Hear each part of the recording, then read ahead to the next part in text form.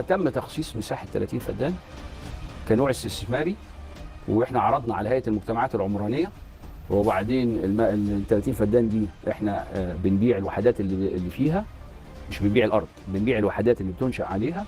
وتحصلوا من احد المستثمرين على 800 مليون جنيه، شيء عظيم جدا متى اتفق وصحيح القانون.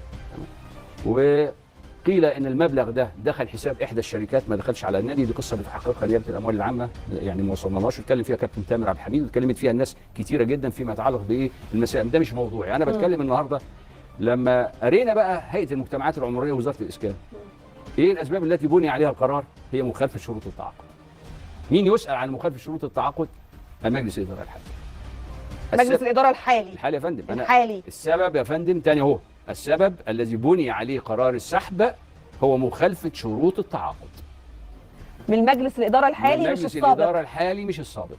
تاني يا فندم، مجلس كابتن حسين لبيب هو المنوط به اداره نادي الزمالك وممتلكاته الخاصه. انا كراجل قانون هبص لفين؟ اسباب القرار. تمام. فالقرار كلمتين يا فندم. ايه اللي هيحصل في الارض دي؟ كده هتبص حضرتك، هذه الارض سحبت كما تناهى الى سمعي ومعلوماتي ولن تعود مره اخرى. مش هترجع مره تانية.